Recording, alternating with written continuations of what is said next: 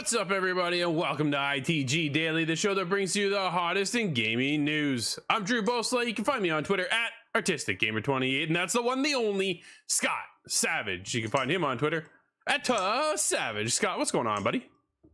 Oh man, I've been spending some real late nights lately, but I have to say it's not so bad though. I came home, my brother's playing Half-Life 2. Nice. And I got to watch a bunch of that game. Oh, it still stands the test of time. How does it look?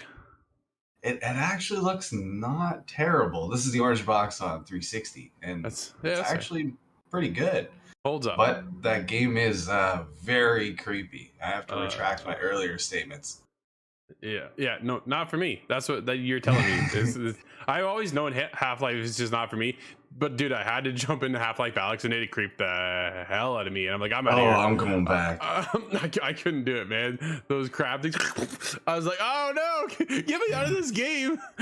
There's a couple when you open the cupboard and there's a couple options. A couple times that happens. Yeah, it's super creepy. But what's not creepy is where people can join us. And it's over on twitch.tv/the official ITG, as well as YouTube at ITG Reviews. But if you can't join us live, hit us up later. InsideTheGame.ca podcast services and TV streaming networks around the globe. Scott, come up on today's show. What's next for Assassin's Creed? Ubisoft to reveal details soon on the next Assassin and more. 343 fixing issues with Halo Infinite's co-op flight test. And what's the most popular games on Twitter? Well, we'll get into that. Some of them might just surprise you, and others probably not so much. Here's a hint. No GTA. I'm a little shocked to see no GTA on that one. But dude, what I want to get into is the new Assassin's Creed game set to be revealed very soon. Goes with Kathleen over at Gaming Bible. This year is a very special one for fans of stealthy sneaking around to take out bad guys. It's the 15th anniversary of Assassin's Creed. Ubisoft doing streams every week, every day, every week. I can say once a week. Dude, it's been cool to check out. I can't believe it's been 15 years. Dude, holy. Tell me about it, man. I'm hoping. I'm going to back up. Let me just get into this, and then we'll go where I'm thinking next, okay? Anyways, last month, it was revealed that Ubisoft were planning a number of events in celebrations of the series' birthday, and perhaps most excitingly, that they'd be unveiling the future of Assassin's Creed in a live stream in September. We all know September 10th event is their Ubisoft Forward. That's what she's talking about here. Well, it looks like we now know exactly what that's happening. Ubisoft have revealed that on September 10th, they'll be streaming Ubisoft Forward multi-game showcase, because who needs E3 to make that happen? Nobody needs E3 anymore, dude, and that's kind of where I question E3's future for next year. Anyways, Tweaktown suggests that it'll be during the very stream that the next Assassin's Creed game will be revealed, which, makes sense. I called that already. I just say, dude, we all expected that, right? We kind of know now when we're getting Skull and Bones. They had their own showcase for Skull and Bones. Very excited for that game. The fact that it's the day before God of War Ragnarok makes me a little nervous, but that's for a whole other discussion, Scott. But now we'll see how that one works out. Oh man, I think Xbox fans are gonna have a great time, but PlayStation fans will be a little occupied in the God of War universe. I can't wait to see those numbers and how it drops off and hopefully returns. Well, no, absolutely. Now, you might remember that we already are aware of Assassin's Creed titles in the form of Assassin's Creed Infinity. That is one I'm hoping we see as well in September's showcase. Dude, that's a big one. A lot of questions.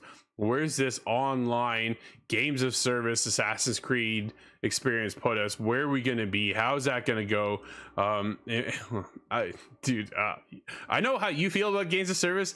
This one has me excited, but a little nervous at the same time. Reportedly, the title will be a live service game taking inspiration from games like, well, no kidding, GTA Online. It's only the biggest money maker around, Scott, and will serve as a major shakeup of the franchise, helping it, quote, evolve in a more integrated and collaborative manner that's less centered on studios and more focused on talent and leadership, end quote, according to a spokesperson from Ubisoft. So whether the announcements will center around Infinity or something else entirely remains to be seen. Tweaktown claimed that Ubisoft might currently be working on 3 different games, Scott. including a VR focused game. I heard rumblings about that about a year ago. Assassin's Creed Nexus is what they're calling it, and a smaller scale game called codenamed Rift, which is the Basim experience out of Assassin's Creed Valhalla, is where we'll be getting into his storyline, and I'm really excited. I still have to wrap up Valhalla. It is such a massive game, so I'm excited to see we're going to get a bit of a smaller scale experience with Assassin's Creed's next iteration, and then we'll get this massive thing probably in 2025 with Infinity, if I had to guess. Scott, what are your thoughts on Assassin's Creed? I'm looking forward to more Assassin's Creed, but I'm always intimidated by the scale of those games. I tried to play Odyssey, and I thought, okay, I'm really liking this. And then you zoom out the map, holy. And Valhalla, you're about 100 hours ahead of me. So that was one that I may have to return to at some point. But I'm looking forward to what the next one is. And Basim specifically sounds like a great character, but where is it going to take place? What's it going to entail? How big is that game? No, absolutely. What's up, Nate? Nate Jones is over on Twitch. It's exciting to see the future of Assassin's Creed. I've always been Assassin's Creed fan. Valhalla really changed the landscape of where I was expecting Assassin's Creed to go. There are stealth elements, but the raids are not stealthy whatsoever. It's funny because the way I play the raid is I'll stealth kill everybody and then blow the horn, so there's no one left to actually fight. so I just need help pushing over and opening the chest because apparently it's too heavy for Eivor to do it on her own. So and you just call in an extraction. But right, it's one of those things that they have to evolve and iterate with Assassin's Creed. You can't be going in the same mundane kind of mantra moving forward because it just doesn't innovate the series. It doesn't keep the fans excited. How do you do this? And I think with going to back to what we are roots, where we started with Assassin's Creed, with Altair, with Ezio, and bringing in some of that stealth aspects back a little bit more into the honing their skills and keeping it a smaller scale, because we've seen with Black Flag was big, then you get into Origins, that got bigger, and then Odyssey got even bigger, and then from there you get into Valhalla, the latest one, dude, that's even bigger than the rest of them. And then you have the expansions too with Ragnarok. It is huge. It just keeps going in scope and going in more scope. Now the Basim, the codename Rift iteration, was supposed to be a sideline story altogether. It was supposed to be DLC content, which then they spun off to their own game, which makes me really excited. I'm really excited to see what we can do to get into this. And then from there, Infinity. What do you want from a games of service model when it comes to Assassin's Creed, Scott? Do you have any thoughts? I look at it as Hitman. That's kind of, if they give me the kind of Hitman updates every so often, there's a new challenge, a new mark that enters the area, something to kind of bring that Assassin's Creed flavor from the past back in. Remember Assassin's Creed 1 and 2? You have just a list of guys. Eventually you're going to get them all. And I like that, the simplicity in it. So I'm hoping that, but with a live update. It's funny because there is that too, right? There is the order you got to go and pick off as the Templars in...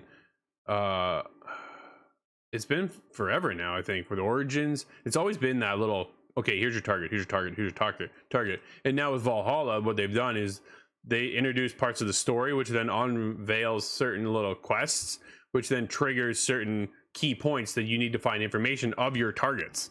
So you're kind of scattered all over the place, researching and looking and digging for clues, which then will allegedly bring you to the Templar order and to start being able to go and find them, hone in on where they are, and then pick them off. Dude, it's very, very cool. That makes me think of how they used to do it, where you just have to follow the target and listen to the conversation. Dude, it's so boring. Sit on the park bench and just kind of fall asleep. Tune in and then go get them. Those are the ones that were easy too. Yeah, absolutely. I hated the ones where you had to follow along the rooftops the whole time.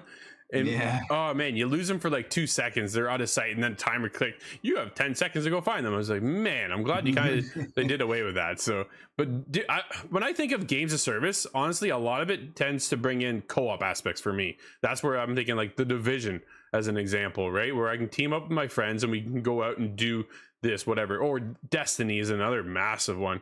And even to an extent, they're not. I won't even mention them because they say they're not a games of service, but it's funny how their model works.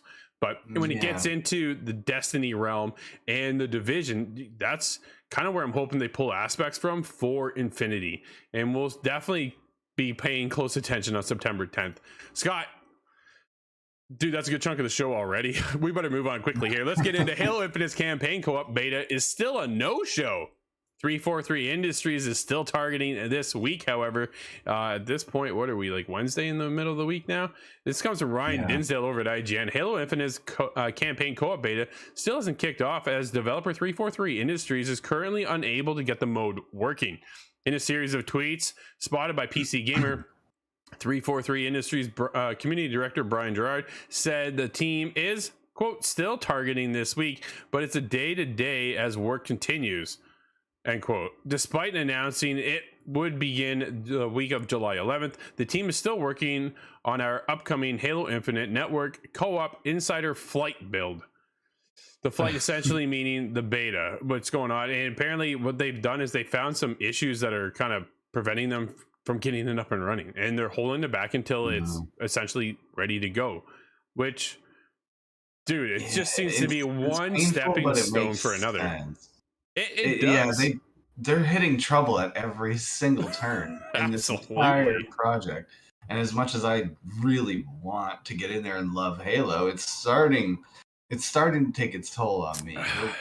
They can't seem to, throw the pass. It's just not landing properly, and that's unfortunate. But at the same time, you can't come out and completely sour the whole fan base that is waiting for it. So if they drop the co-op and it's broken, that's going to push away a lot of people. Absolutely. So I understand why the delay, and it's well worth the delay. It's just unfortunate they announced the flight test a little sooner than what they apparently should have, right? And that's the biggest thing. Fans are eager to get into the co-op. Fans are eager for anything in the realm of Halo right now because they've just kind of, it came and gone, dude. Halo Infinite is not infinite. It is over as far as I'm concerned, which is disappointing to see. But I think, I don't know. I know Nate's skeptical about bringing it back, right? I think they can bring it back. Can 343? I just don't think it has the staying power that it once did. Halo's not what Halo used to be, and it's just in a different realm with different scope and different games to have that competition. Halo came out in a time where they were the leaders, right? And now I feel Halo's trying to catch up to a lot of other games to try and make sure that they're still relevant with the audience. And I don't think it's connecting as much as they wanted to. And then when they release the game in chunks, Scott, it's not the full complete package either. No. With each update, it becomes obvious how finite Halo Infinite is, because I hit the end of it very early and there's nothing left to do now. And man, I want to play co-op so bad. I'm still going to have to ring Nate in for that. Will you 100% the game? I've really been trying. There's a lot of collectibles that I haven't gone back for in the main campaign, so I'm hoping that kind of cross progression works still, so I don't have to hunt them alone. But there's a couple of those that are glitched on me already, so I'm not certain that I will complete the achievement list. That's kind of my zone for where 100%ing a game is. Dude, I loved it. Honestly, when I played Halo Infinite, we reviewed it on the show. I had a blast. I really thought it was well done. It was well polished. It had everything I was kind of looking for. And granted, I'm a Halo fan, but not as big as yourself or Nate. And I openly admit that, right? Like, I don't hide my status or adventure of Halo. I wasn't there from the beginning. That was on the PlayStation side. And then I came over eventually, start getting caught up. But it's cool to see where it's come. How do they keep their community alive? And I think that's really struggling, because every time they announce something, dude, it's just another fumble, and it's another fumble, and then another fumble. And you can only do so many fumbles before your audience is like, you know what, I'm out. I'm on to Apex, or I'm on to this, or I'm on to that game, or Elden Ring. I'm thinking of firefight mode. If they dropped firefight mode that was initially in ODST, kind of just like you face off against waves and waves of enemies. It gets stronger and stronger. I feel like there's a lot of opportunity there. Add challenges, weeklies, make those make sense, and that would be valuable. Kind of keep your audience there. But I'm worried because that's another mode, and they'll potentially fumble that one on the way out the door too. It's just unfortunate because they have such a beloved IP, and as well as they're doing, there are just certain setbacks that just keep allowing Halo to get to that full potential of where they should be and where they were in the past. And it's just, man, can the 343 fix that? That's the biggest thing, right? Because every time Well, you made an interesting point. Was it just a star of the time? Perhaps times have changed. It has been 20 years now. Well, let's get into it because times have changed, Scott, in the fact that Twitter just shared the most tweeted about games during 2022 so far. So let's break it down because they got quite the list. Now, this is countries around Japan, US, Korea, Thailand, Indonesia, Brazil, Philippines, India, UK, and Mexico. Yo, I'm hurt. Where is Canada? We are not on there at all. Like, what are we not tweeting about anything, Scott? Come on, we tweet all the time. Where are we? Well, we're under the radar in about a lot of things.